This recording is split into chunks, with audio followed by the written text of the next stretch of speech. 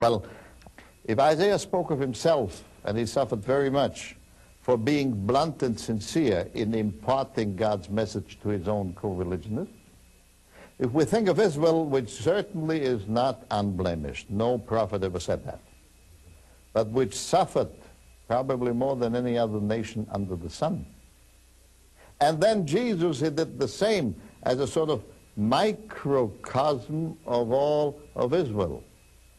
Then ultimately the message of all three interpretations means that God welcomes the selfless sacrifice of luminaries, unique in their generation, and is prepared for that same sacrifice to bestow forgiveness to a nation, a generation, a people, or a band of believers. And that unites the three interpretations. So I don't want that either-or business the Greeks are in love of. I'd rather prefer the one and the other as both possibilities of the ultimate meaning of this crucial chapter. But Dr. Lapide, when we've got our lives on the line here, this is like going to a doctor and saying, well, now you have done an examination on me on cancer.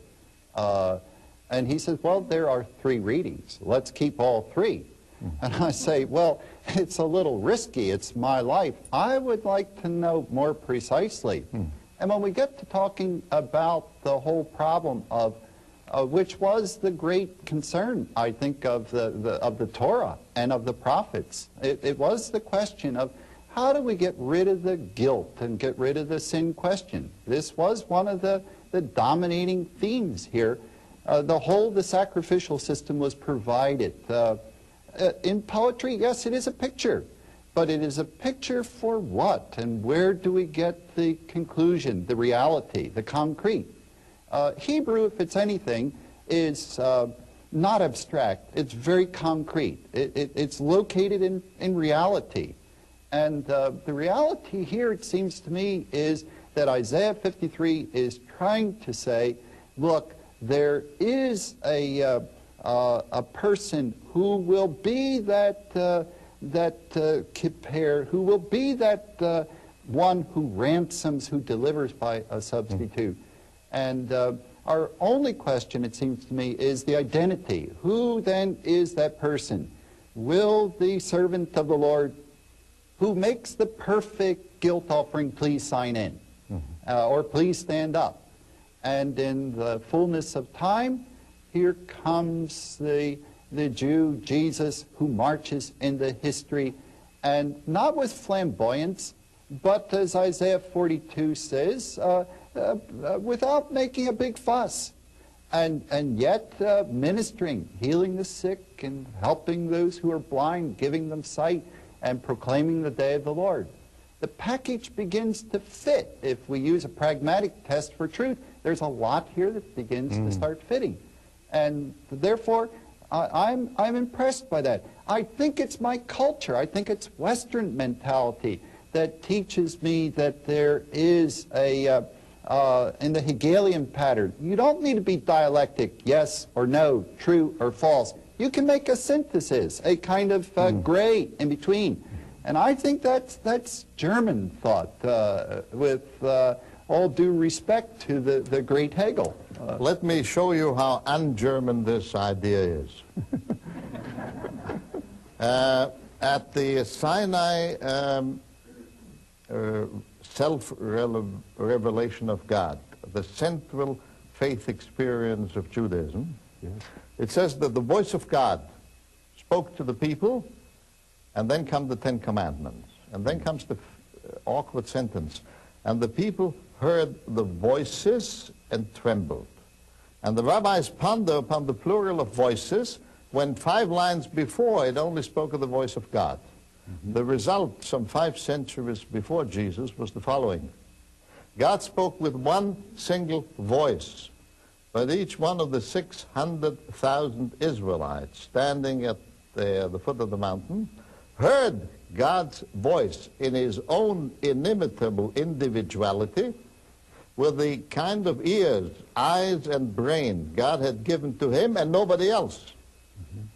And he therefore got 600,000 different hearings, understandings, and exegesis of the one single voice of God. And I have a suspicion you got one interpretation because your ears and mine are different, and they ought to be, because God doesn't produce mass production. Every bearer of his image is totally unique and inimitable. And therefore, your reading of Isaiah 53 and my reading of Isaiah 53 are both reflections or refractions of the divine light. I don't believe in either or at all. I do believe in the multiplicity of interpretation, and I'll tell you why. Because botany, zoology, astronomy, biology, and all these are books of God just like our Bible. Know one basic law: the endless and inexhaustible multiplicity and variety, because no two fishes in a pond are the same. Siamese twins are anatomically different. Why on earth should in theology, of all places, Prussian uniformism prevail if it doesn't in all other books of God? I can give you one book of God, and that would be a chemistry periodical chart.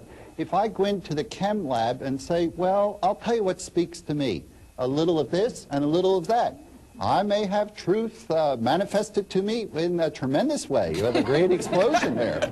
I can't violate the basic laws of the universe and say, yeah, but that's what I get out of it. That's what turns me on. That's what's my bag. I'll answer that, Mr. Kaiser.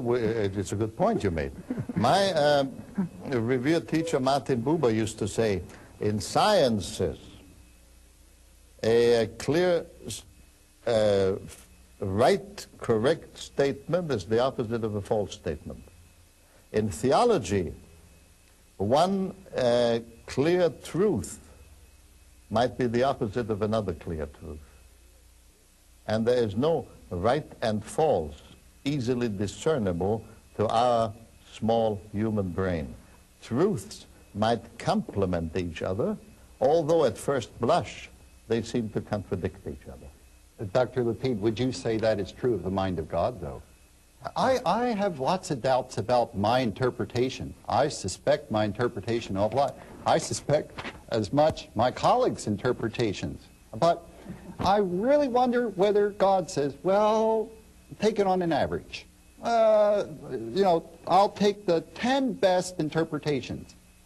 I don't think that's what he was about when he was trying to, if there is such a thing as a living God, and if he is truth in and of himself, I would think he does hold us accountable in theology just as much as he holds the chemist accountable to the basic periodic chart. And that's my, that's ground zero for me. Final wrap-up from both of you here, about 30 seconds. Well, let me say this.